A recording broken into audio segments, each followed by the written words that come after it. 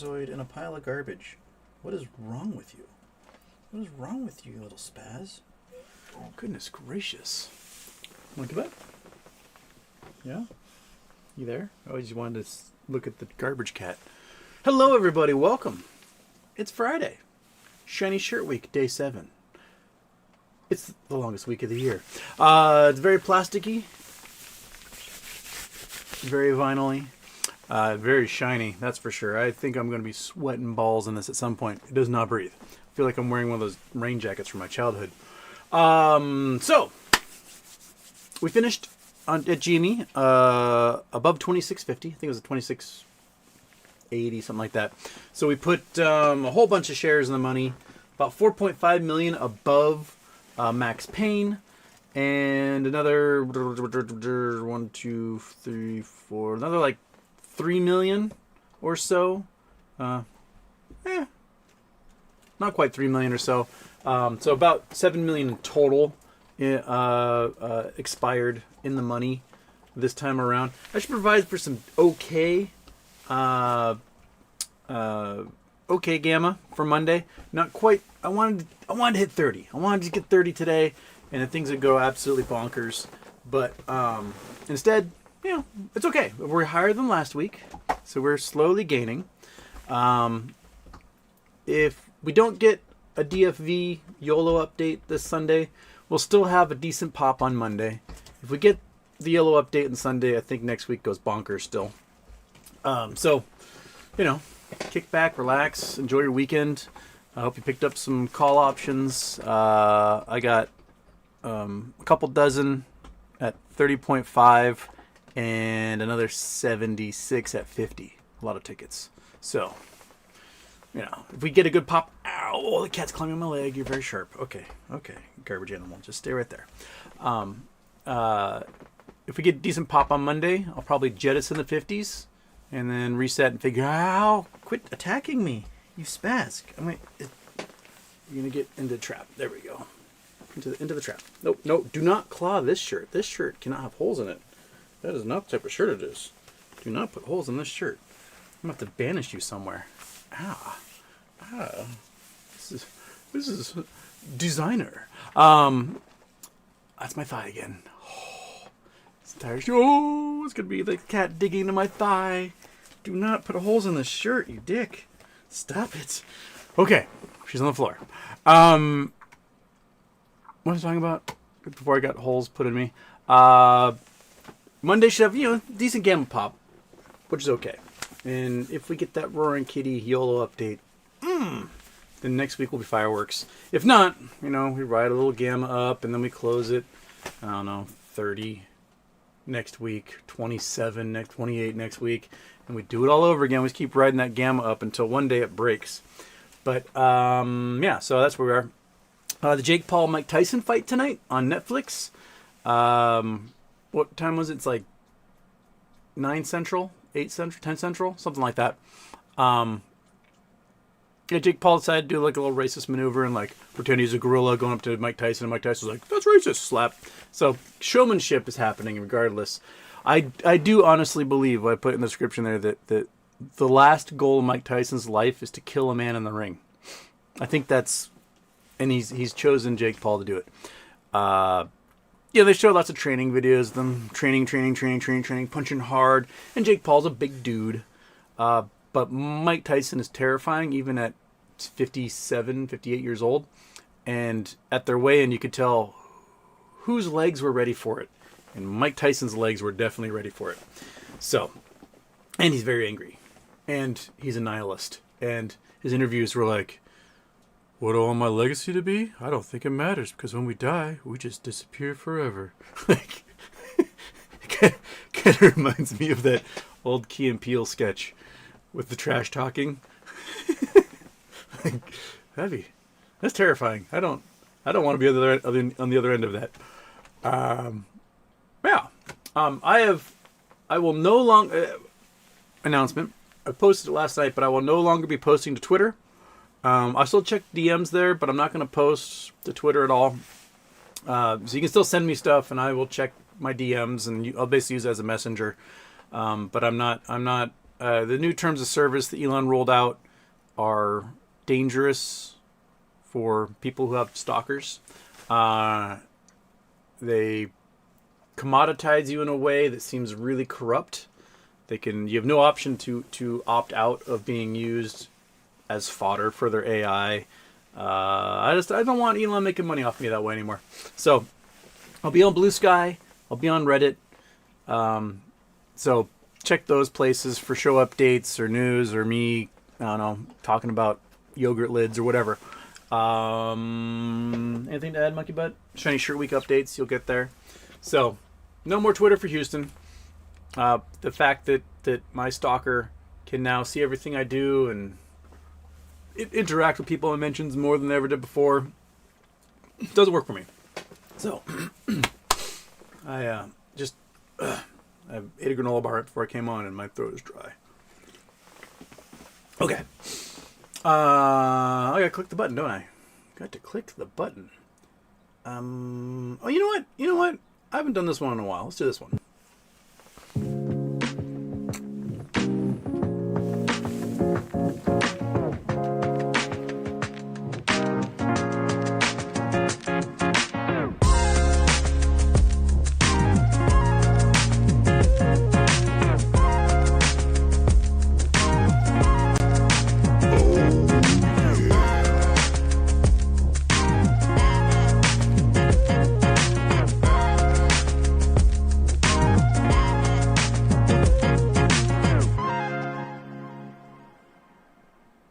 Houston, we have a problem.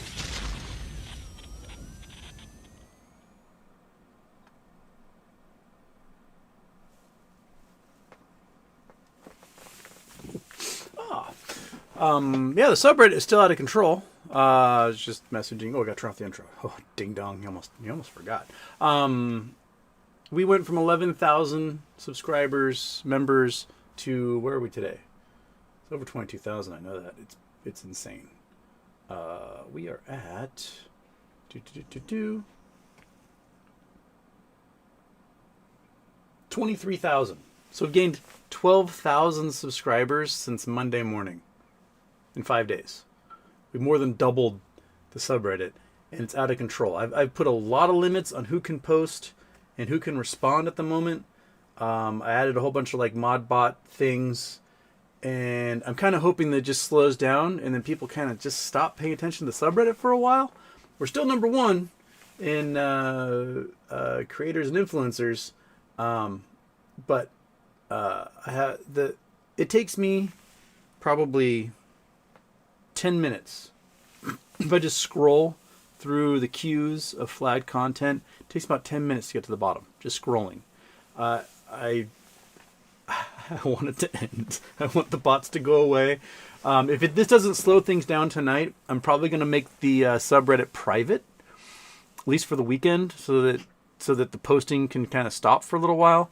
It's beyond my control at the moment, and I have no idea why Reddit is recommending the silly posts on our page to everybody.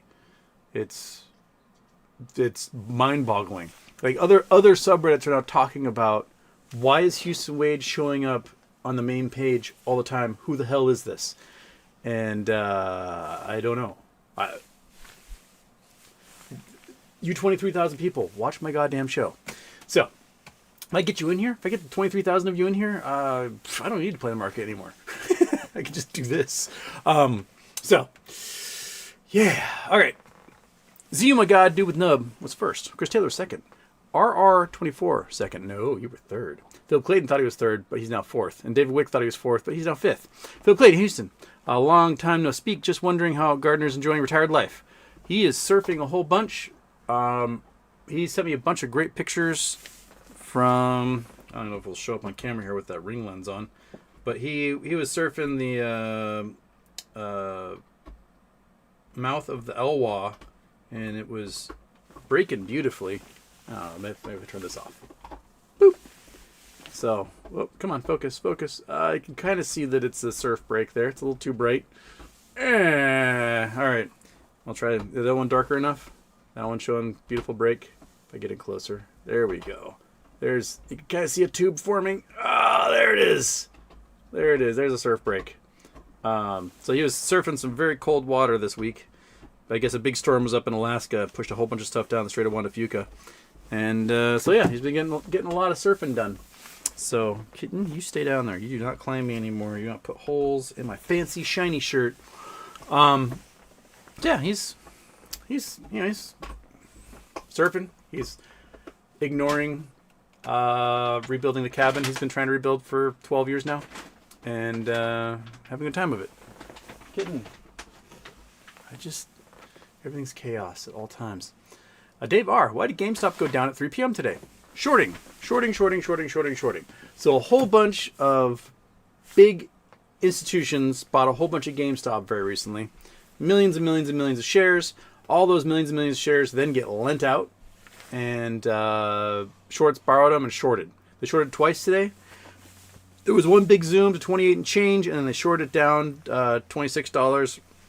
And then it zoomed back up, and then they shorted it down with about half an hour left in the day, and they wanted to put how many shares would, if they're at 28, if they're at $28, it would have put another 10, almost 20 million shares in the money. Sorry, 2 million shares in the money, 20,000 options. So they just wanted to short it down to keep those 2 million shares from being added to the gamma that happens on Monday. So that's why. Kevin Rayon in Houston, happy birthday. Got on snow today. It was pretty decent. Tyson Paul tonight. Who you got? I'm going with Tyson. Mainly because I really don't like Jake Paul as a human being. I think he and his brother, if they disappeared from existence, I don't think Earth would mind. Yeah, so David R. Gary Gensler is a problem, I think. I don't know if he's so much a problem. He has enacted more rules than any recent SEC chair. He has not done enough, that's for sure.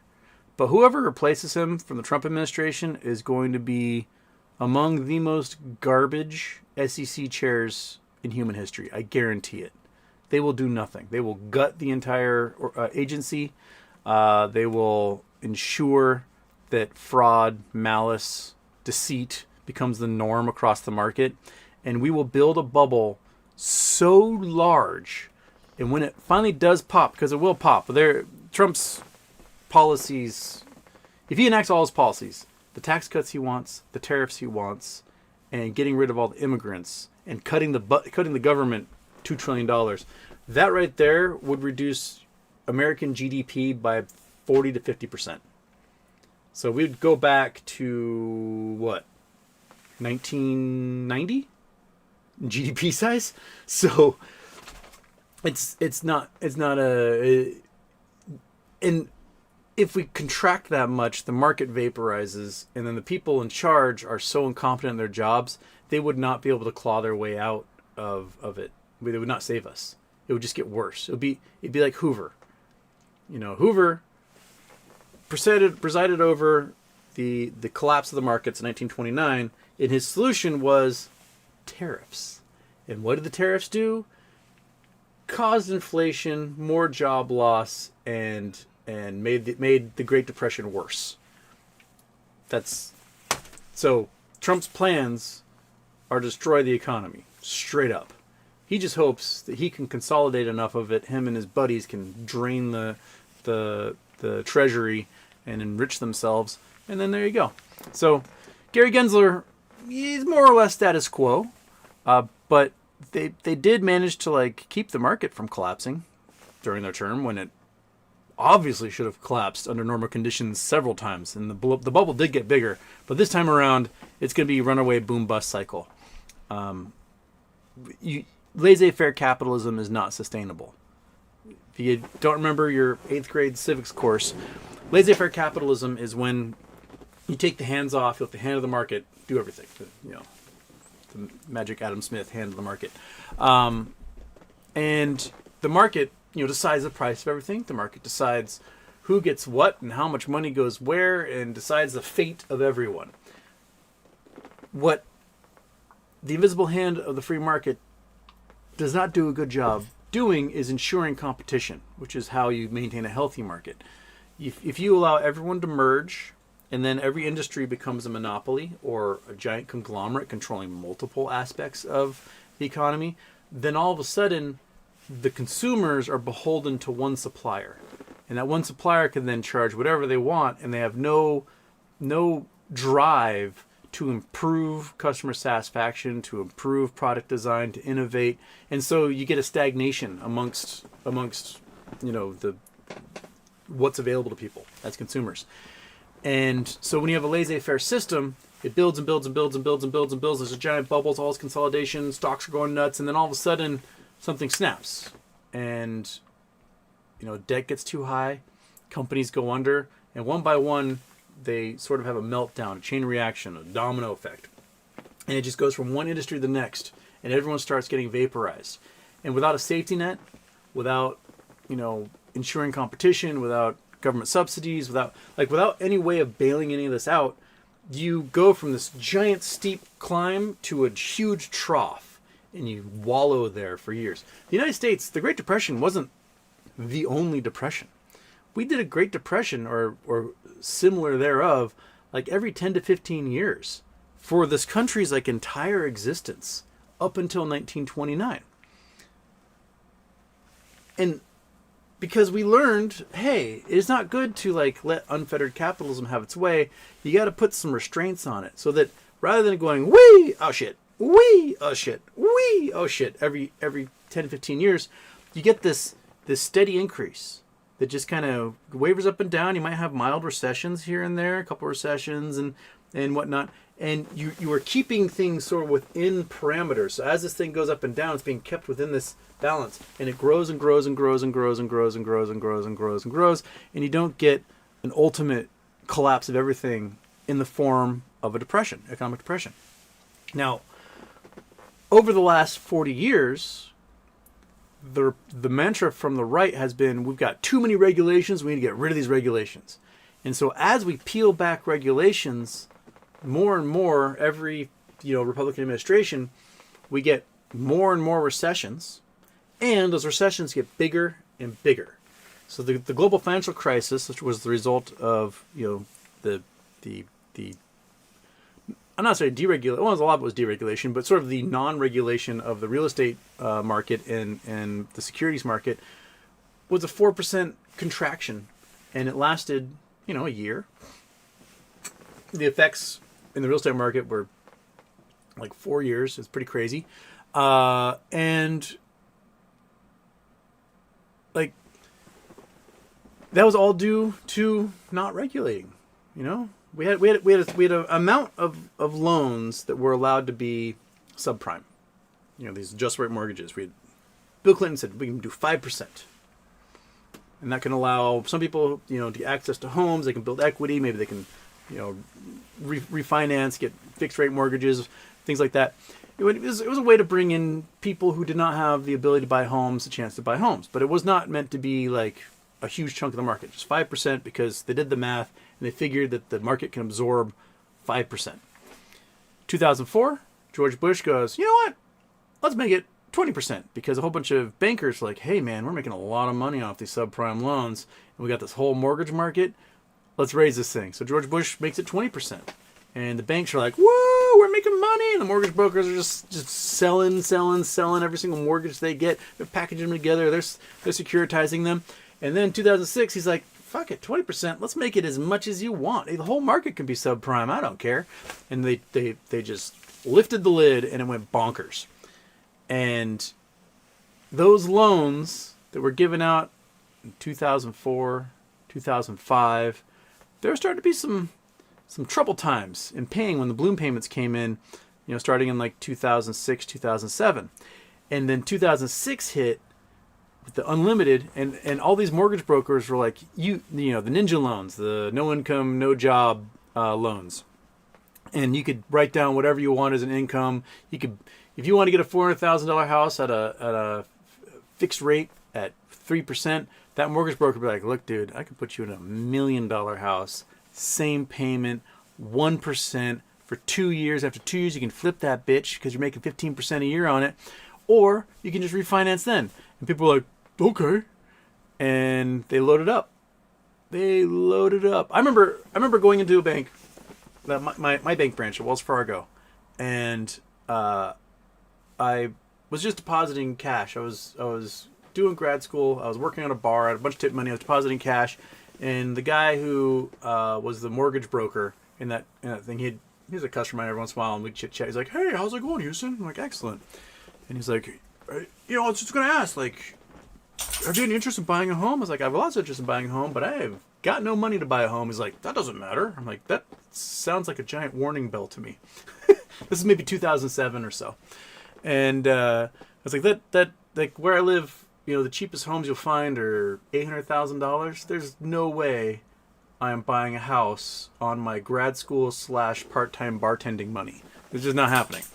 And he was like, "Oh, we don't even worry about that stuff anymore. We just sign it. You get approved for a loan. You just get some roommates in there." And like, that's just not. I don't feel comfortable with that. So no. He's like, "Well, bummer." I know that he's like, if I sign another guy to a mortgage, I can like buy a boat or something, get my grand time, my bonus commission, whatever, and they just package that shit up and sell it to the market. About 3 months after that, so let's maybe summer 2007. So maybe 3 months after that, so we're in the fall. He comes in and he tells me that he's starting an art gallery, and I was like, "Oh, cool." And he's like, yeah, I got laid off from Wells Fargo. They like fired everybody that did mortgage broking. I got decent severance, so I used that money. I'm starting an art gallery, and I was like, interesting. Like that's my first inkling that like something might be up if Wells Fargo's getting rid of all their mortgage brokers. But all right, file that away in my head. And then a year later, boom. The entire economy collapses. All those people got those ninja loans, those subprime loans. None of them can afford the 9% interest. All of a sudden, they're paying on their $1 million house they couldn't afford in the first place, and the entire market collapses. That was just 4% loss of GDP. 4% caused the global financial crisis, which defined a huge chunk of the millennial generation, because that's when a whole bunch of them were like graduating from high school, graduating from college, and coming into a world where jobs didn't exist. Right? And between the Trump tax plan, the Trump tariff plan, the Trump getting rid of all immigrants plan, the Trump cutting $2 trillion of the government plan, the Trump I'm not going to have an effective SEC chair plan, can you imagine something 5 times worse than the global financial crisis? 10 times worse than the global financial crisis? Along with the fact they're going to cut Medicare, Medicaid, Social Security. They're getting rid of the ACA, so you have no health insurance. Like, it's going to be bad. Really, really, really bad. But if you're rich, it'll be fine. You sell everything right now, and you wait. And then, and who knows how many months' time, when the whole thing collapses, you get everything for pennies on the dollar, and you start all over again. If you're rich, you're fine. If you're not rich, well, your house is gone, your car gets repoed, your job's not there anymore. Your food prices just went through the roof because there's nobody to work the fields, and you're begging for scraps. But they cut SNAP benefits, they got rid of government cheese. They just like the whole system is just going to fall in on itself because a whole bunch of libertarian weirdos somehow believe the invisible hand of the market actually works that way, and it does not. Even Adam Smith. If you read Wealth of Nations, in there, he talks about you need safety nets for society, and you have to ensure that competition doesn't get destroyed by the constant gobbling up of fellow competitors. He prophesied that 300 years ago. Yeah, almost 300 years ago, 250 years ago.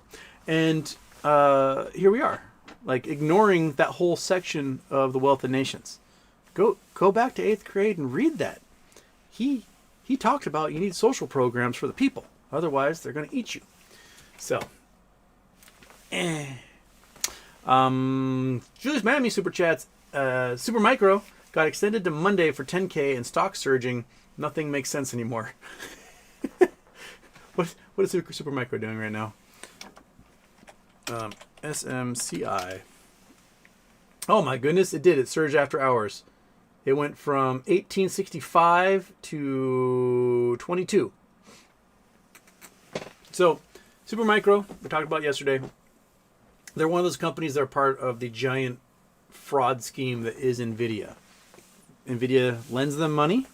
They take that money and then they give it right back to NVIDIA to buy computer chips. And they sit on those computer chips and they go to someone else and they borrow money on those computer chips. They use it as collateral. So they borrow more money, give that money to NVIDIA, get computer chips, sit on computer chips. And then they go to somebody, borrow money. They just do that. And NVIDIA goes, look, our sales are going up every year. Supermicro is discovering that the value of those chips are starting to collapse because if you don't use the chips, there's no use for the chips. And new generations come out and make those chips obsolete.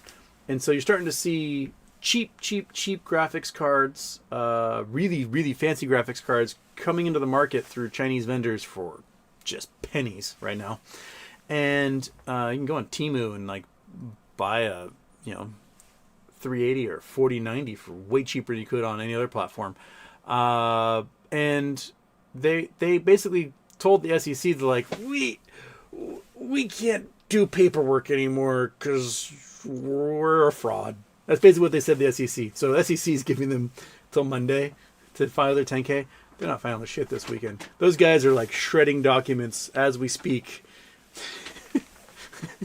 So I guess buying puts on Supermicro Monday morning might be a great thing. Kitten, quit climbing on the things I need to mail that I've never gotten around to mailing.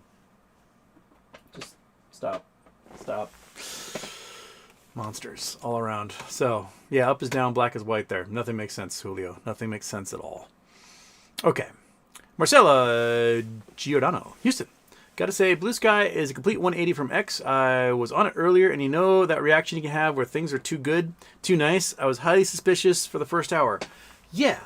The way Blue Sky is set up is you can completely shun somebody. So if you block an account, you will never see, hear, someone retweets them, you don't even see the retweet. It is just nothing there. If they comment to a person, you never see the comment. It doesn't say like you blocked this person. It's just gone.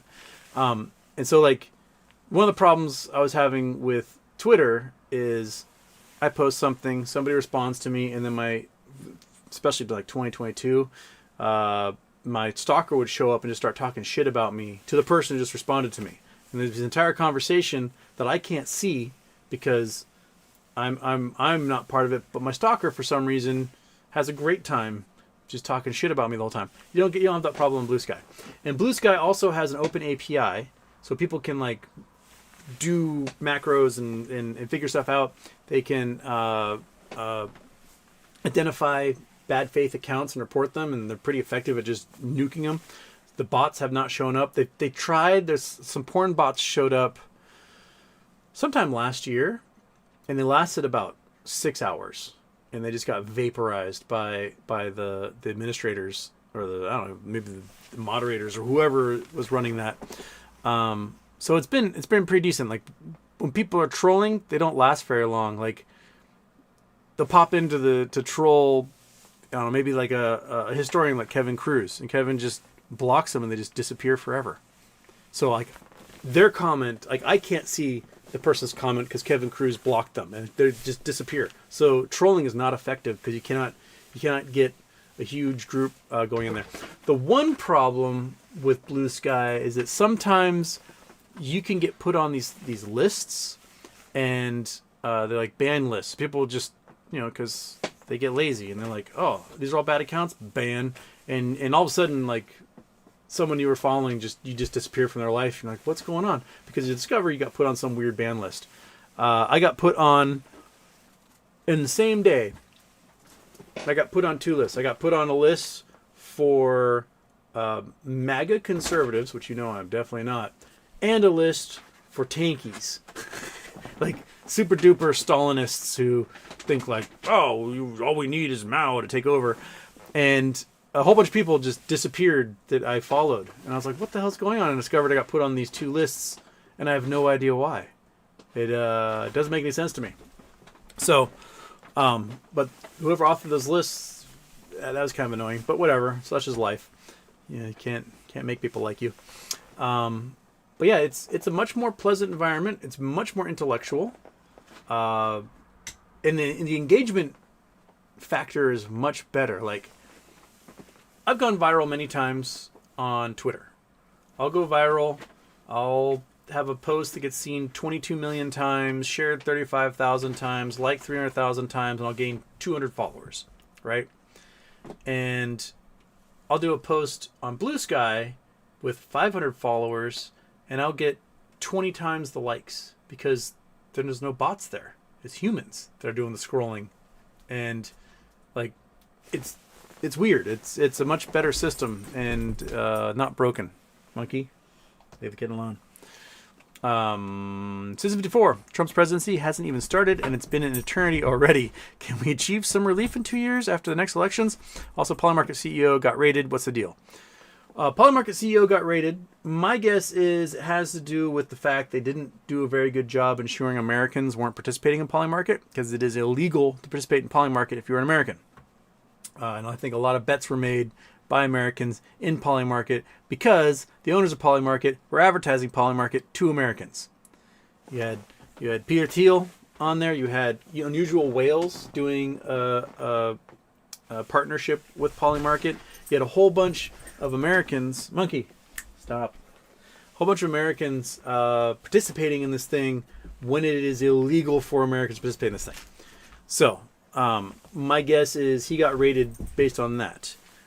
Conversely, across the pond in France, the French government is doing a criminal investigation into it as well. So they took all of his electronics, they took everything, and they're reading it. So I sent the monkey butt. Monkey, come here, come on, sit, chill out. I can't have you destroying things. Just chill. Yeah, so Shane, I was bitching about Polymarket before the election. Hey, what'd I say? Get back up there. Come on. Get back up there. Lay down.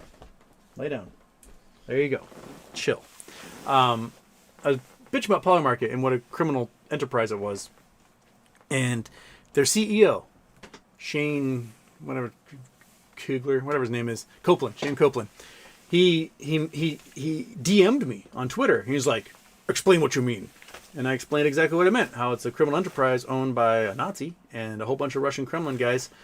And then he read it and then never responded. And I was like, that's funny. He left me on read. And then he gets raided and they take all of his devices, computers, phones, etc. So I messaged him on Wednesday when he got raided. And I said, this is not for Shane, but for the FBI agent who's reading his messages right now. Get his ass.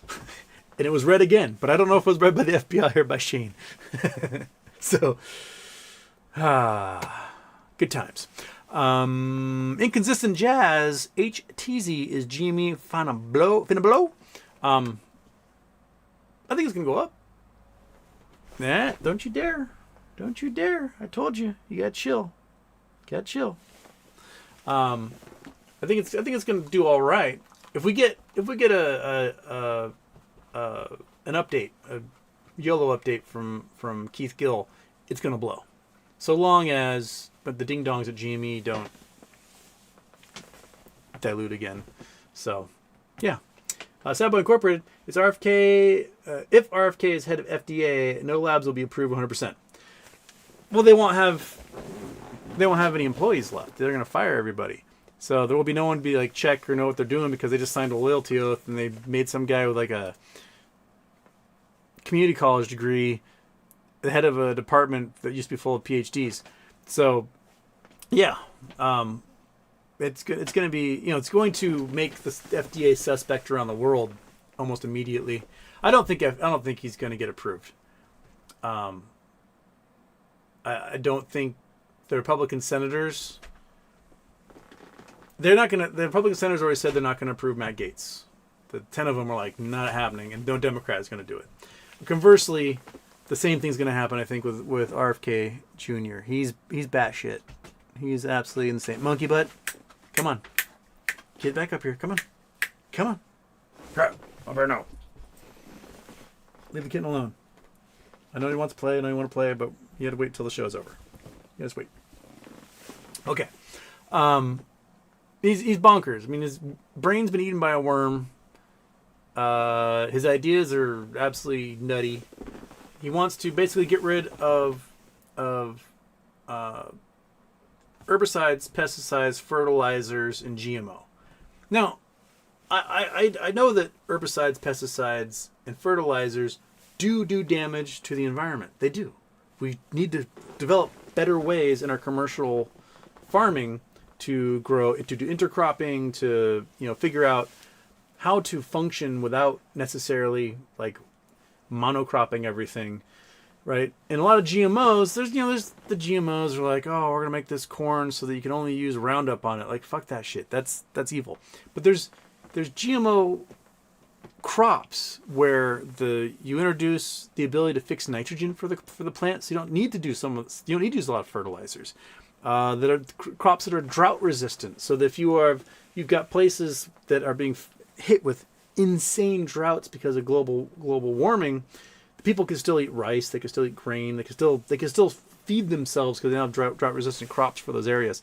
And if he jumps out there and all of a sudden just cuts this stuff without any alternative to take over, the world is going to starve. The reason why we can feed 8 billion people right now is due to the fact we use herbicides, pesticides, fertilizers, and GMOs. If we did not have those things, half the world's going to die. That we are fed by that. So it's better to develop a system that can wean us off of that rather than just cut cold turkey. And it is a like 10, 20 year plan to get there. And I think a lot of it's going to have to do with GMOs. You have to genetically modify a lot of your food so that you can withstand bugs, you can withstand, unfertilized soil, and you can withstand droughts and everything else. So, we're going to starve, and then they're going to ban, vaccines. So our graveyards are going to fill up with 5-year-olds again. And we're not going to do any scientific research. They're going to, cut government funding for research. Like I read today that, the Republicans are joking like, we're going to cut these guys who like study bee mating habits. They're stupid scientists. I'm like, we eat because of bees. Like our food is fertilized by bees. That's where our food comes from. You don't study the bees and know how the bees work and how to save the bees, then we all die, right? Not only that, I read a thing today about, Jesus Christ, cat, you are a monster, about how there was a rare snail, and they discovered some sort of like cancer cure in the enzymes in the snail. Like if you don't have people studying these things, you don't have access to the drugs that help people when they have really bad diseases. And everyone gets bad diseases. It's just how it works, right? That's how it works. You're going to get one someday because you're a cat. And all cats die. That's right. It's fucking metal. All cats die. Yes, they kill a lot. So, but they die. So, attaining oneness looks, Colorado is a no-go. Governor Jared Polis is batshit. What happened in Colorado? What's happened? I have no idea what's happening in Colorado. How's he batshit? What's going on? I'll need more information. Inconsistent Jazz super chats. Do you think Lou Skunt could be head of education? Well, his brother Tight is more popular. There was a funny video. It was a montage of all the times Peloton coaches said funny names. Mike Cunt, things like that. Yeah, huge anus. Amanda Hug and Kiss, right? Murder. Oh, you're so sharp. Everything about you is just sharp. Jason Blackwell, hey Houston, Do you have the mailing address of Jake Paul's mother so I can send flowers to the funeral? I sent her mother a sympathy letter. I said, you raise a bunch of fuckboys, next time do better, right? Isn't that what Killer Mike tells us? Brandon Wells, sup? Boris Raspy, how's Jimmy looking for next week? Let's talk options, etc. I'm sitting on 100 options. 76 lotto tickets, 24 reasonably close. I'm hoping for at least doubling my money just based on the what Gamma will get on Monday, and 10xing my money if it comes to DFV sending out a YOLO, right? You're just a little booger. Yes, you are. Okay.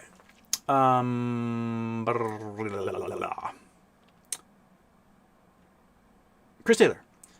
How is CRWD so high just a couple months after their global... CrowdStrike. They must have like huge insider ownership or something. I don't know. It makes no sense. I would run from their product and find somebody else who provides the same service at this point. Rosemoon, hello, fellow young women. Yes, there's a few of you in here. I got a couple of chats from the ladies. My guess is that there are more ladies who watch than my demographics point out. I just think a lot of you are watching on someone else's account, and that's what I'm choosing to believe. Turkish, where's the money, Huzdowski? My legs and hands are shaved off from twiddling. Where are the BBY shares? Well, we're going to twiddle some cat paws today. Walt the man in the middle. No fight tonight. They already worked things out. Sorry, man. I didn't mean to get so high strung there. You know, just sometimes Iron Mike just takes over, right? Sometimes Iron Mike takes over. Yeah. Sometimes Iron Mike takes over. This cat, you can swaddle her so hard, and then she just bloop, becomes a drooper. Colin played some more calls and puts today, ended up with one single loss and about 8 positive trades, so I'll take it. Going next week with two $20 calls. Let's see how she goes. Get it.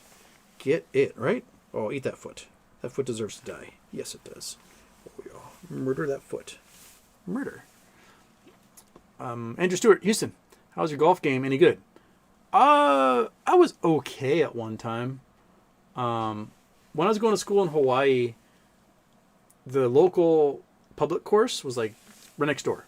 And it was $17 a month if you were a college student. So my roommate and I played a lot.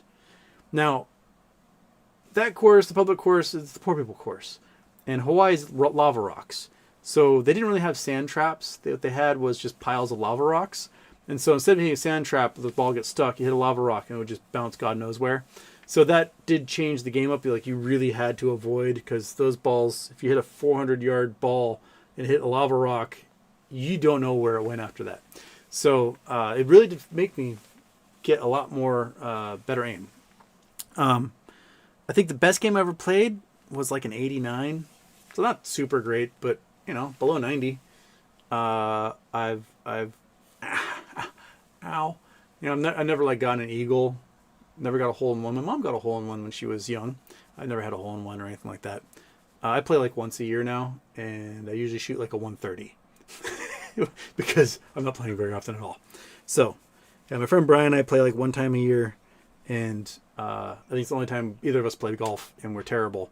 But it's time spent with my friend, so that's all that matters. I can hit a ball very, very far. That's one thing I can do. I can't putt, I can't chip, I can't do anything else. But if you want somebody to absolutely smoke a ball, even Happy Gilmore style, I got laid because of Happy Gilmore style once. My 34th birthday, I went to Whistler, and I went skiing, and I'm revealing time secrets here. End of the season, and the lower part of the mountain was open. It was the golf courses were all open.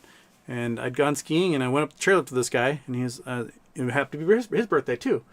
And he's like, "Yeah, come up here every year for my birthday. Do some skiing, and play some golf." I'm like, "Oh, I can play some golf. I guess I'll do that." So I signed up at some Jack Nicklaus course, like the Whistler Country Club or whatever. Got the last tee time of the day, I head out, and oh, look at you, yeah. And there's this beautiful Australian lady who's like the course concierge. She's like, "Oh, you're at the last tea time of the day." And we're chit chatting. I was telling her it's my birthday, and she's like, "Oh, how exciting!" And she walked me out to the tee because I was the last person. And I said, "Do you want to see a really good Happy Gilmore shot?" And she was like, "Okay." And a Happy Gilmore one. The first hole was like 410 yards, and I hit the green. And she was like, "What the fuck?" I was like, "Yeah, I don't know. I'm really good at that." So I play my 18 holes, and I come back, and she's waiting for me. And she's like, "Hey, you're here alone on your birthday? Like, how about I take you to dinner?" And I was like, "Cool." She's like, "Sushi fine?" I said, "Sushi's fine." So yeah, I had my Happy Gilmore shot got me laid. Isn't that great? Isn't that great? Wouldn't you? Yeah. So it's good to have a skill. I think I shot like a 125 or something. So I didn't tell her that part. Okay. Derek Horse says, "Howdy. Chris Taylor, that shirt carries the risk of sweating to death. I am so humid inside this thing right now. It is not breathable, especially with this little fur heater pressed against my chest at the moment." Colin played. I did that one already. David Hashemi, Houston. What's up with Sears? If there's a settlement, what can we expect as shareholders? I have 1,000 shares. Sears Reborn is the guy I talked to about that. As far as I understand, Sears is a giant reinvestment plan that offshore in Bermuda, there is Sears. And that Sears has switched from normal stores to a $35 billion reinsurance company. And they now have a whole bunch of subsidiaries.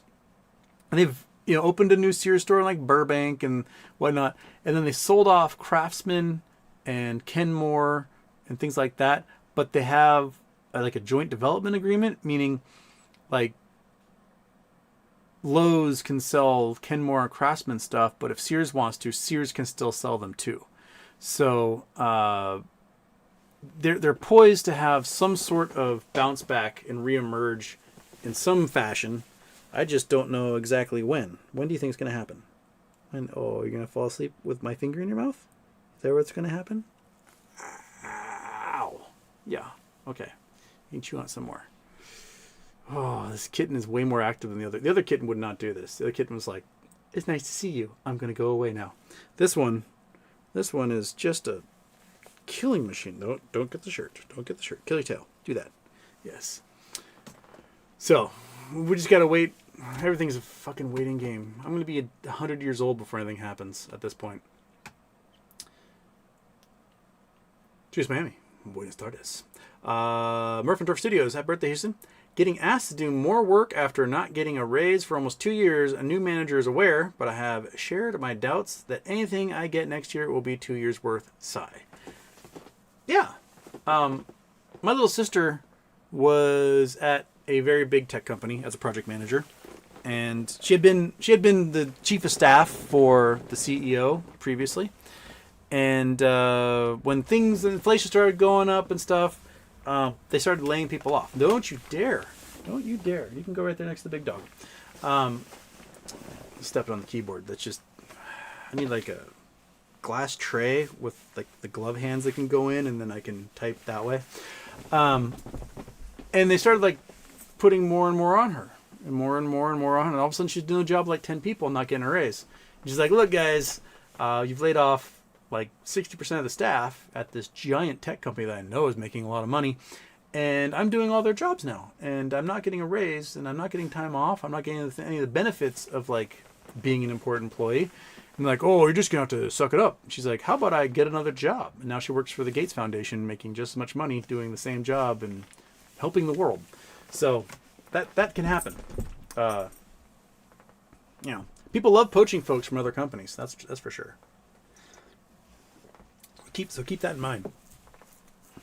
Murph and Turf Studios' favorite arcade game.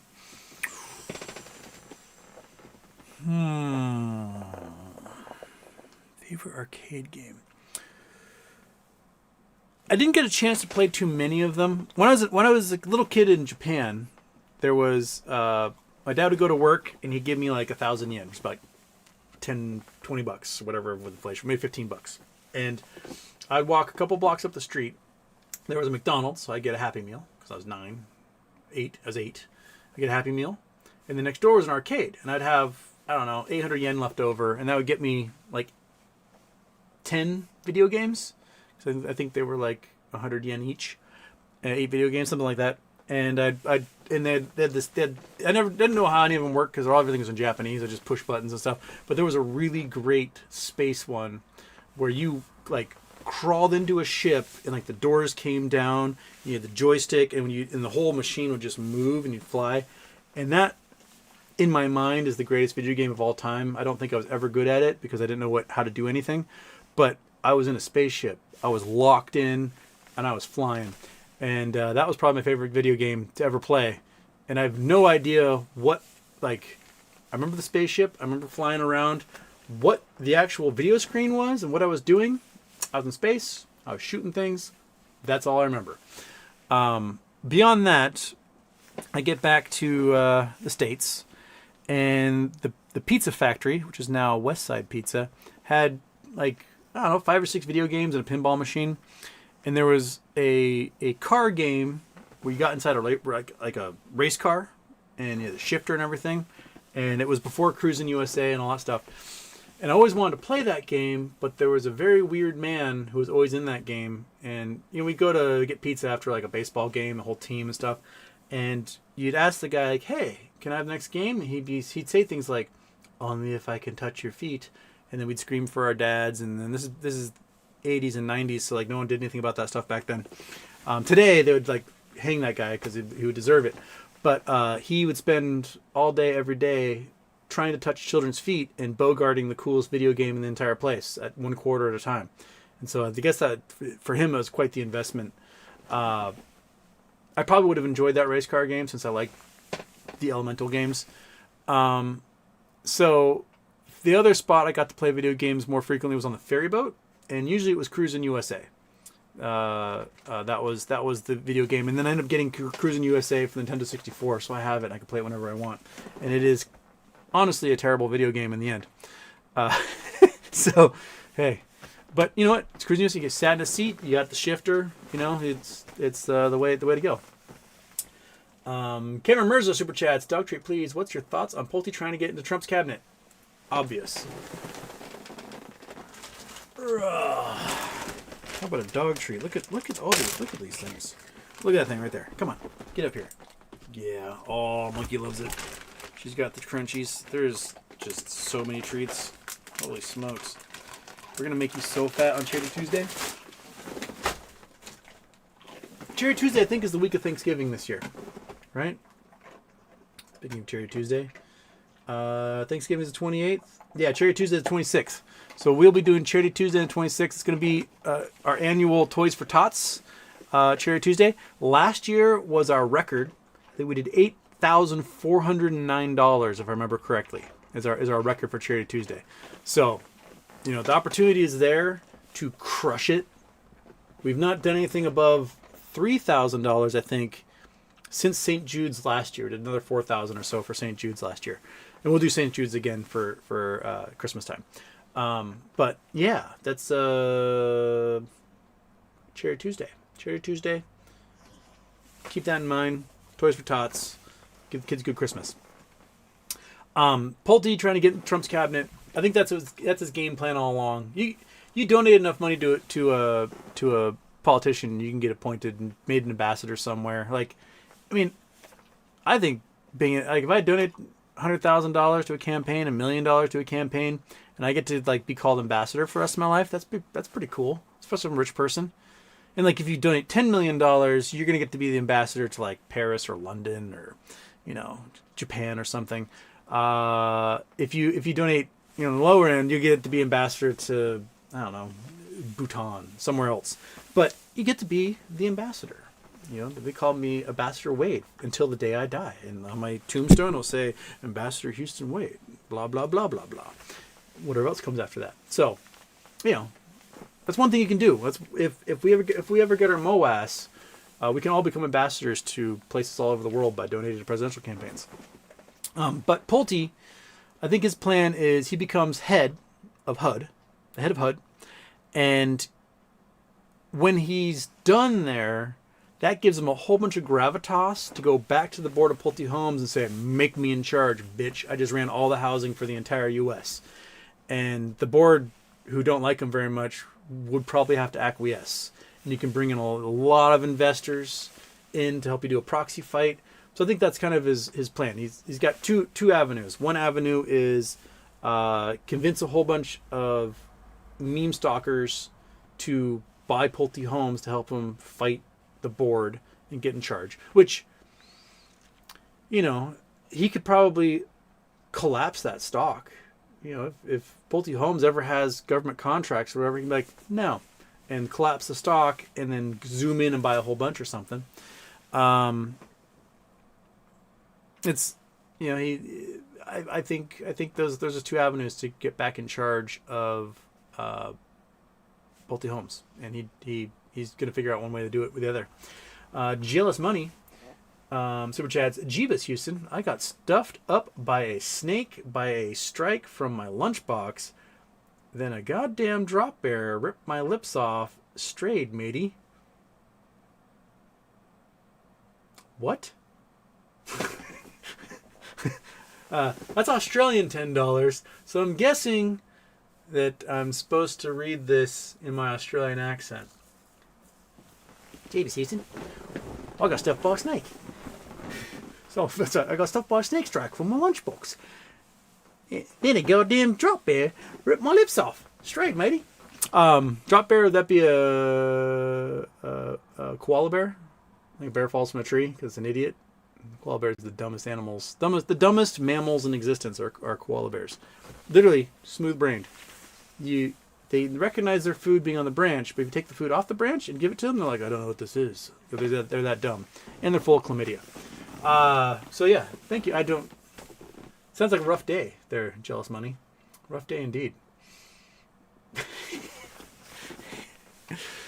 Okay. Where are we? Did Murph and Turf. I did Murph and Turf. Ken Smith joined Blue Sky today to follow a more sane community. Thanks for sharing the platform, Houston. Yes, get in there. Slayer J. Planet alignment coming January 21st. Is it an omen from the gods? Sure. Why not? You cats are just all monsters. Okay. Turkish. Nah, Mike slapped him because Jake stepped on his toe, which is really disrespectful. I mean, whatever Jake does is disrespectful, so, slap him back.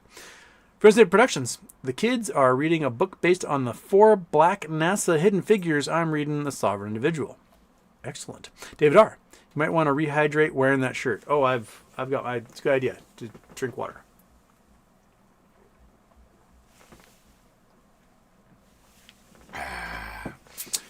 It's a swamp inside this thing. Colin. Haha, that poor kid from the interview with Mike Tyson, just hilarious. The little girl's like, what do you want your legacy to be? He's like, there's no such thing as a legacy. He just goes to this dark, nihilistic place. She's like, I've never had that answer before. Interesting. It's like, all of a sudden, Mike Tyson is like Ingmar Bergman or something. Like, an avant-garde Swedish artist. Like, what the hell, Mike? It's like Mike just got done reading a 300-page book about a horse kicking the bucket or something, and just, yeah. He's got that Iron Mike in him. Oh, there's a reset of the chat. Dang it. Okay. Sis54, Houston, the market has been reacting to Trump's cabinet picks. Seems to be a slow downward trend. Could the economy collapse before inauguration? This could foil Trump's plans for Project 2025. It's very possible. I mean, Genzo steps down. Who's going to be running the show? There's going to be, some deputy who's going to hold the reins for a month, 2 months. Because Monday he resigns, right? So, yeah, it was very possible. We still need to redo the budget. We don't have the ceiling needs to be raised. That's I think December 6th. So there's a lot of things that need to get done, and I think a lot of Democrats are just gonna be like, have at it. It's yours. You guys do whatever you need to do. You obviously don't want us participating. So I think that they're sort of letting the sink or swim happen. Are you coming back over here, Ding Dong? Don't you dare go on the keyboard. Don't you dare. Okay. You can go up there. You can do that. Right there's fine. So I think that's just a whole bunch of hands off, that whole thing. Do not attack the screen. No. I have to scroll this and do not attack. Judas Miami. Oh, this SCMI flying. Yep. Michael Steegs, Houston. Before Trump was very critical on Kennedy and his choices for his administration are horrible, maybe Putin blackmailed him into choosing these people. Well, remember, Kennedy met with Scott Ritter. Scott Ritter was the former IAEA inspector who got busted for kiddie porn twice. And was recently raided because of his association with possibly being an unregistered foreign agent for the Russian regime. So the day before Scott Ritter was raided, RFK is like, hey, I'm having lunch at a diner with my best buddy, this Russian spy pedophile over here. So I would not doubt if RFK is tied up in that crap. The anti-vax movement is a Russian Kremlin op. Like before COVID, going back to 2018, there were multiple research studies done that found that anti-vax rhetoric was coming from Russia. The Russian bots, Russian trolls, influencers paid by Russians, right? And so, RFK being part of that whole anti-vax movement, it makes total sense to me. And the Tulsi Gabbard is a Russian spy, without a doubt. The lady's on the no-fly list, and they just nominated her for Director of National Intelligence. There's a reason why the intelligence community put her on the no-fly list, and there's a reason why the incoming Trump administration is refusing to do FBI background checks on her before her nomination. Right? The only reason you would do that is because the red flags that would come up as a result of such investigation. Same thing with Matt Gaetz. I mean, Matt Gaetz is a kid toucher and a trafficker, and that's why they don't want him to have to go through FBI investigation, even though he's going to be in charge of the FBI as Attorney General. Like, can we please someday pass some laws requiring these background checks on people who get nominated? If I'm going to get a job teaching in a public school, I have to go through a background check, right? They have to know that I'm not the type of person who's a criminal, who's a kid toucher, whatever. Like, I've got to go to do a background check and I've got to pass it. If I'm going to be in the military and I have any semblance of clearance, I get a background check. They investigate my family. Like, I've been interviewed multiple times by the FBI because of my sister's clearance with the Navy. Right? They'll ding dong, hi, I'm Agent so-and-so. We need to ask you about Rachel Wood. Right? And I answer questions and they write things down and then they go off and bother some other friend, family, acquaintance of hers. And they do it regularly because she has to keep that stuff updated and have to ensure that she doesn't have like $8 million in debt, gambling debt or something, and becomes a target for Russians to come in and be like, we can help you out with gambling debt. All you have to do is sneak us this file or whatever. And here we are putting people who are so obviously foreign assets in charge of our intelligence, in charge of our infrastructure, in charge of our law enforcement. This is the greatest coup you could ever imagine. And the problem is the Democrats are dumb enough to trust that in 4 years they'll get their chance. It'll be so bad in 4 years, they'll vote me in. In 4 years, bitch, there isn't going to be an election. That's how it works. That's what happens when you have a bunch of accelerationists in charge, is they destroy everything, and then they remain in power forever. And so if there is an election, Putin gets 97% of the vote. Saddam Hussein gets 92% of the vote. Muammar Gaddafi gets 98% of the vote, right? That's what happens in those situations. So the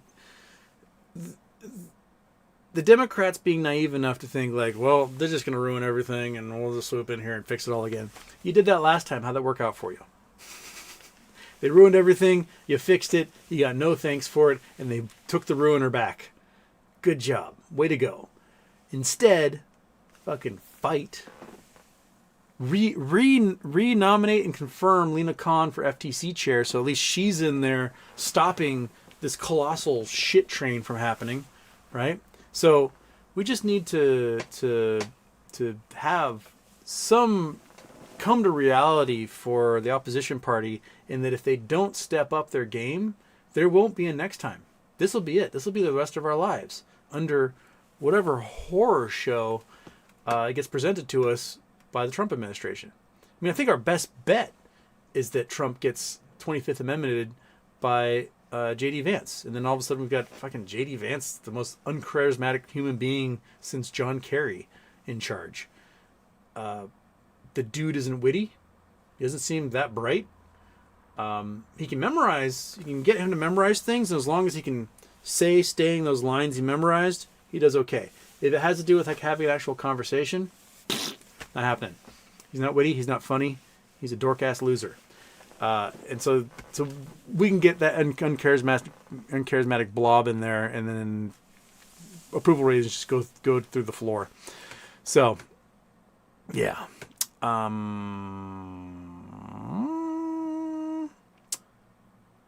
Where was I? Marcella Giordano. Who's the worst Trump cabinet pick so far? I think it's Gates is a terrible pick. Gabbard just seems so much worse. Probably Gabbard. Remember, the Obama administration fired General Flynn from the DNI. They basically found out he was taking money from the Russians and taking money from the Turks. And they're like, you're fired, right?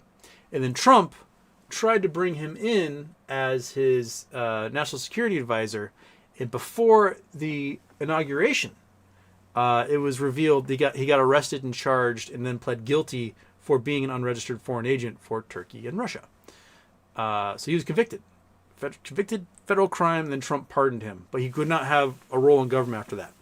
So Trump is doing it again. He's taking another Russian agent and putting them in charge of a big chunk of our national security. And it's because he's being told to do that. You're going to put this lady in charge because that's who we want in charge. And he has to go, yes, sir, because Trump doesn't run things. Putin run things. The Russians, TASS, which is a Russian Kremlin-owned news service, had an article that was like, we got Trump elected. He's got to do what we say now. That's basically what the article said. And he's so far doing exactly that. Because the goal of Russia is, if they can't control us entirely, like on an individual citizen level, they're going to at least destroy everything so that Russia can get away with doing whatever they want. They're going to get us unvaccinated. They're going to get us uninsured. They're going to get us poisoning ourselves. They're going to make sure that we have no safety net and our economy collapses, right? They're going to destroy every aspect of our lives, and so that the whole system comes crumbling down, our houses fall apart, people are starving, and then Russia can do whatever the hell they want. In America, the world police can't be like, don't do that. That's their goal. And we've given them the clearest shot at achieving their goal ever. Like, if only we had Joseph McCarthy right now going through finding out who's red at the moment, because a whole bunch of people in the Republican Party are taking a whole bunch of money and have a whole bunch of compromat from that guy. And here we are. Chris Taylor says, nice offshore winds too. Oh, to make those waves, yeah. And why? No, Omex pop. Omex never did their earnings, as far as I know. They're supposed to do it. They were thought to do it on Tuesday. As far as I know, they didn't release their earnings report.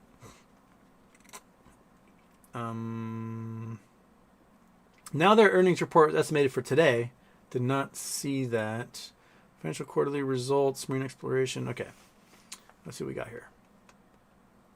2024 has not done their earnings report yet. So, yeah, their stock has fallen even further at 37 cents or something right now. Notice this should be a $5 stock, remember? But because, they're 39 cents. This should be a $5 stock. And the only reason it's below $5 was because the algorithm misinterpreted a press release about Omex getting a $35 million judgment, like money given to them from a judgment for violations of Chapter 11 of NAFTA. And like they got a pile of money, so much money, more money than they've made ever in a quarter. And but the algorithm read Chapter 11 and assumed they're going bankrupt and just hammered that thing below $1. So it's at 39 cents.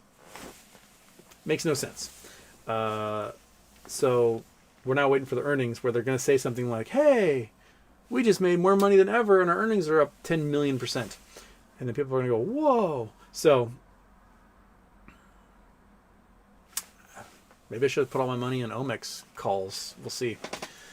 Good thing I forgot on Tuesday because they didn't do the earnings report like the internet said they would. Jealous Money Super Chats. Happy birthday, Houston. I'm watching you from far north Queensland, Australia. Banks are going down. They just offered a 21st ETF for ETF. The fuck? What does that even mean? A 21st ETF for ETF? I don't know what that means. I have no clue.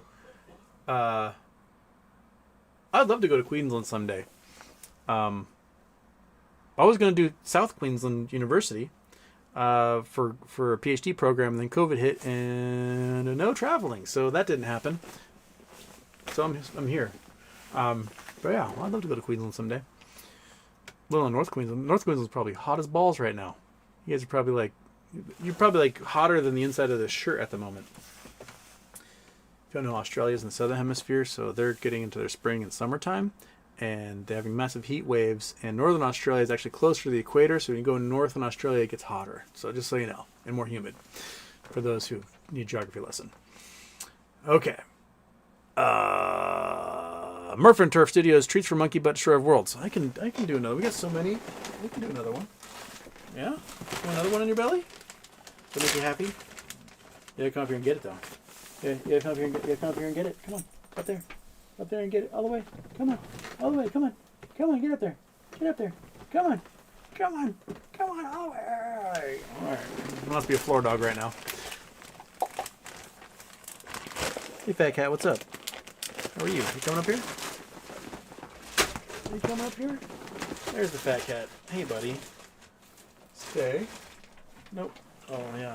Oh, I know what you want. It's Friday. Everyone wants their party drugs. So I guess this is what you want. You want to get stoned. Yeah. You send a bad example for the kitten. Yeah, that's what you're going to do. Okay. Everybody get ripped. Absolutely ripped. Oh, yeah. Oh, yeah. I snorted that sucker a little too hard, huh? Nope. That needs to close because this thing falls on the floor. Someone's going to OD. Okay. All right, got the fat cat eating drugs. Got the kitten now wondering what the hell the fat cat's doing, and the kitten probably going to get those drugs. And then it's going to be mayhem. And then someone's going to jump on a button, and the whole show is going to turn off. But we've got 16 more minutes to go. Okay.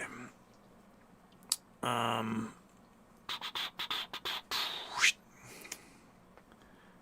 right. Clean me up, Scotty. Gary Genzel leaving SEC, good or bad? I mean, whoever replaces him is going to be worse. I think we went through that already.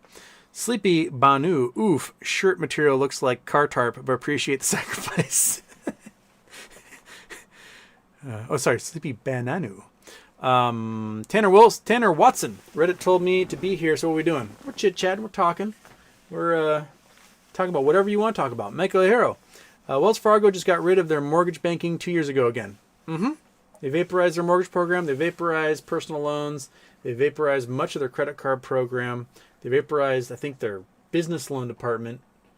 I don't know what Wells Fargo even has anymore. Like, what do they do? Like, if you're not doing loans for anyone, how are you a bank? You're just taking money and then gambling in the stock market or something? That's probably what they're doing. Probably just giving giant margin to hedge funds at this point. Tanner Watson. We're discussing a recession. About 3 months incoming for sure. The rides retail investors to go and hold the bag for the whales. Mm-hmm. Tale as old as time there, Tanner. Michael Harrow. I consider myself who makes honest good choices. I can't read.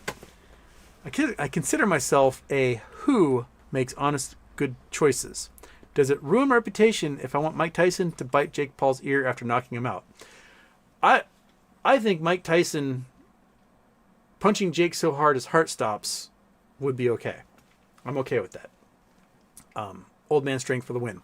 Fred Jones. I heard that Trump is going to name Jim Cramer as head of SEC. What say you, Houston? Oh, look at these nurples. Oh, you're just bathing in... Oh, you knocked my shit off the table again. Gosh, dang it. Is it... Ow, ow, ow, ow, ow. You are so high. Okay. I still need to get my hands down here. It wouldn't surprise me at this point. Rose Moons... does Fat Cat have dietary restrictions for snacks? The Fat Cat, he's on diet food. And the kitten steals a lot of his diet food because he's on steroids. And the steroids cause him to bulk like crazy, want to eat a whole lot, and retain just an obscene amount of water. Like, this cat drinks more water than the big dog does. And he's just a beefy boy. So, and it doesn't eat snacks. It's the weirdest thing. Like, he eats food out of the bowl, but if you give him a snack, he just stares at it, doesn't know what to do. So the best I can do is get him high, right? You were littered in drugs. And that's the best I can do for him. So, you cool? Yeah, you ready? Okay, we're doing this. A super chat from Sad Boy Incorporated. Cali has 5 new cases of bird flu. Thoughts on if bird flu was like COVID and was human-to-human transmission, how many people would it kill? In the U.S., with RFK in charge? 40 million? Something like that?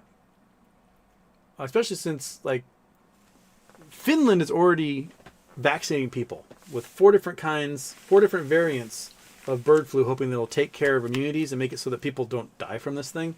The U.S. has done nothing like that. And if RFK is in charge, not happening at all. Bird flu, untreated, kills about 30%. So almost 1 in 3 people. If treated, you antivirals in there, you pumping people full of blood transfusions, whatever else, and they get hospitalized, that's a better chance. But the problem is, just like COVID, the hospitals fill up, right? And then doctors are going down, nurses are going down, then the caretakers aren't there. And if your nursing staff and your doctors, 1 in 3 of those are dying, then all of a sudden there's no one left to take care of things, and you're left with Spanish flu outdoor field hospitals, where you just set up tents. And people are just dying in mass in those tents. If it has a reasonable transmission value or not value, you're looking at probably 200 million Americans getting it in the season, right? Especially if you're not shutting anything down. I'm like, oh, just gotta keep working. You'll have, so much knowledge loss because they'll wipe out seniors first, because of course, they're going to have the highest incidences of comorbidities, right? So you're going to lose generations of data, of information, of how to do things and how to accomplish stuff. People that, thinking like, grandma never shared a recipe. Well, imagine that, but for like machinists, electricians, welders, architects, engineers, like a huge basis of a lot of our institutional knowledge as a species will get wiped out. And then you got, the fact that you got warehouses, right? Warehouse, the entire population of the warehouse goes down. And then when the warehouse comes back up online, a third of the workforce is gone, meaning you can't fulfill those orders. You're gonna end up with another situation where you're gonna have massive inflation because people aren't gonna be able to get things manufactured, get them shipped, right? Because other countries are going to treat it properly. They're going to shut down. China will shut down, so we'll get no products. U.S. won't. We'll all die. And then U.S. consumers won't be enough of them left to keep China employed. So China's going to have to laying everyone off. It's going to be a shit show. So, yeah, it 200 million people get it. Let's say a good half of them get good treatment. So, yeah, 240 million dead, somewhere around there. When Spanish flu came through, it had really, really high death tolls. It killed 50 to 75 million, but the global population was like 7 billion less than today. So imagine that 50 million globally, multiply it by 7. So 350 million dead worldwide. That's probably a conservative estimate. These novel viruses, we were lucky with COVID that COVID only killed 3% before we had vaccines. Because we did a dog shit job, and we've got the same people in charge this time around. So if a gain of function happens with bird flu and it starts going person to person, it's over. Expect that 1 in 3 of your family members won't be on the other side of that. Children, adults, whatever. Like, just the mayhem it will cause will be catastrophic. So, yay! The future. We're each day we're getting closer to that movie, Children of the Men. Jigga Shukla, Super Chats. Probably done this already, but how many shares in the play for the After Today? Oh, talking about Jimmy. How many shares in the play for After Today? I got a little more than 2,000 shares, and I've got exactly 100 options. 24 reasonable options, 76 lotto tickets. So, if we get some movement, yeehaw! Right? I'm ready. I am going to retire by Friday next week. If we get some real movement. If we don't, if we get some kind of like this week where we're just pushing it up, inching it up, I'll have enough. I can reset next Friday, maybe with 3 or 4 times as many shares to go, and then maybe next Friday is the day we close high enough we put like 10, 20 million shares in the money or something. But, gotta make it happen eventually. Andrew Stewart, did J. Powell achieve a soft landing? What would a Harris administration look like with inflation? Could she have prevented a recession? I don't think she could have prevented a recession, but I think they could have mitigated a recession. Commercial real estate is a giant doom hole where there's a couple $1 trillion in bad commercial bonds that are going to get vaporized.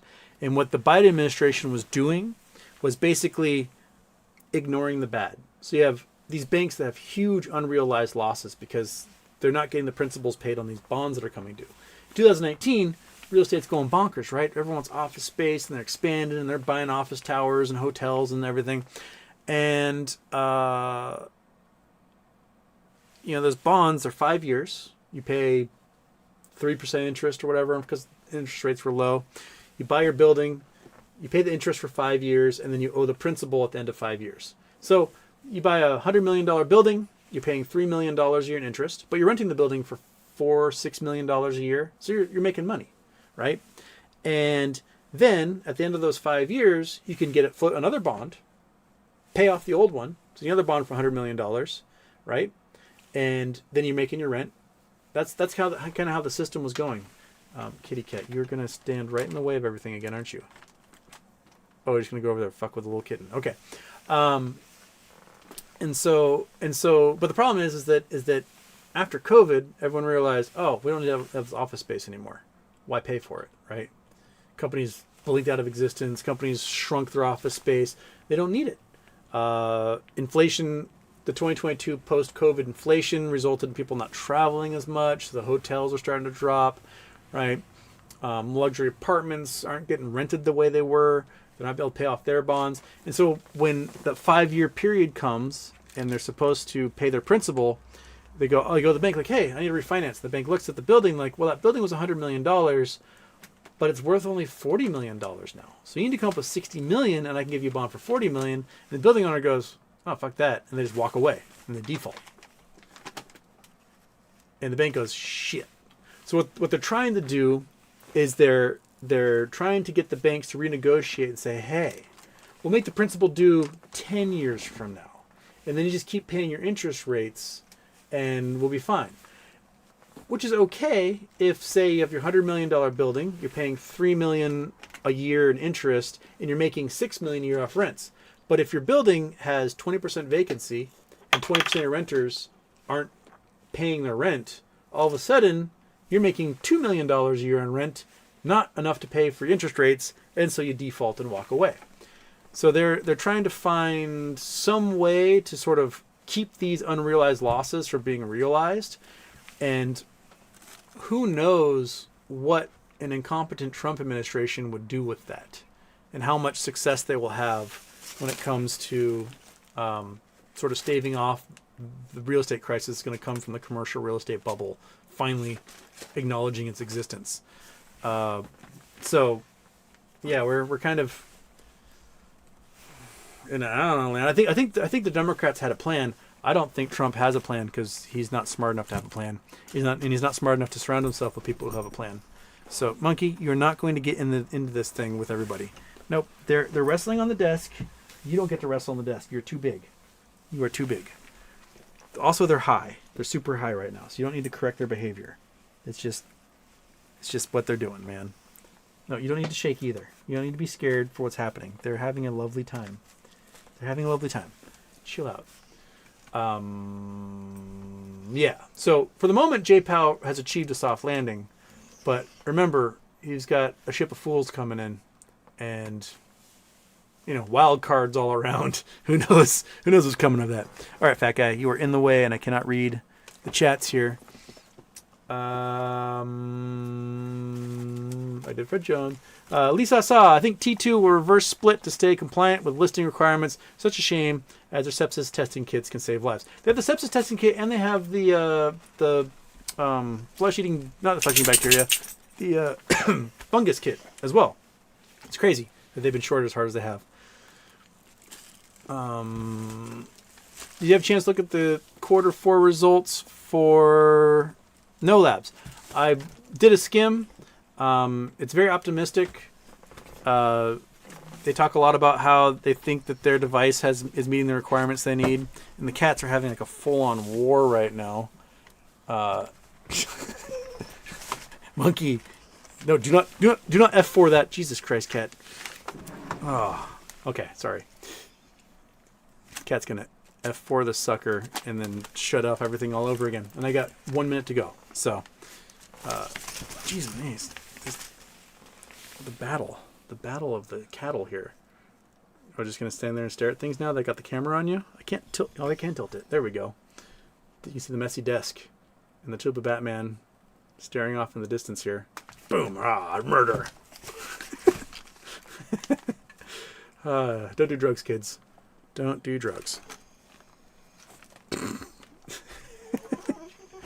Monkey's like so upset. It's okay. It's okay, Monkey. We'll put it back on the normal thing. You can. No, you're not getting involved.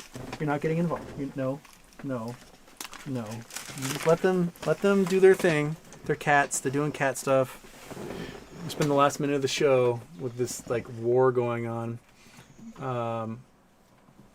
Okay. Where am I? Cat, you're so in the way I cannot see anything. Okay, we can do like at least one more question here. Coco, Wendy, what's your username on Blue Sky? TheHoustonWade.bluesky.social. Blue Sky. All right. Robert Hurt had 2 ringside seats to Tyson Paul tonight. Decided to stay home and watch you instead. Well, there you go. See what this shirt can do? It can make people stay home and miss the fight of the century between Never Will Be and Has Been. I wouldn't take a punch from Tyson if he was 85. Oh, God, no. He would shatter your bones. And I met you, Robert Hurt. You're a big dude. Like, I wouldn't do it. Didn't want a piece of his bitten ear to land in your lap. Okay, last one, and then Houston's running away for the day.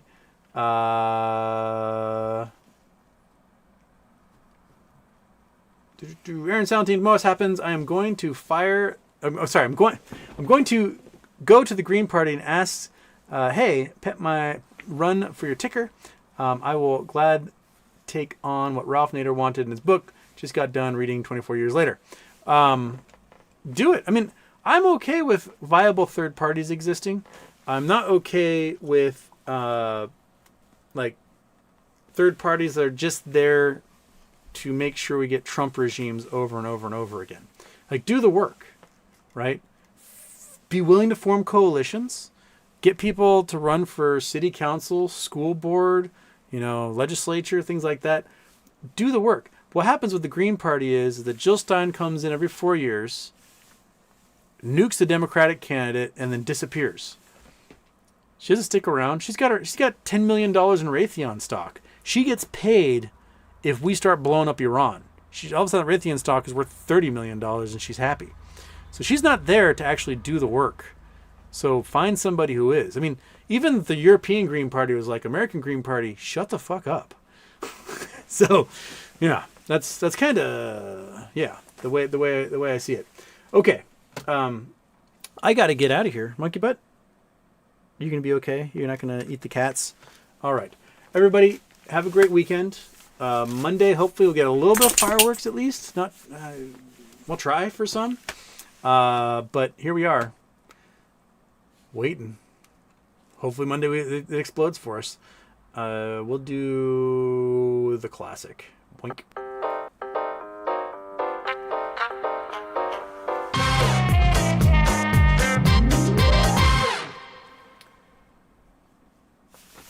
Shiny Shirt Week.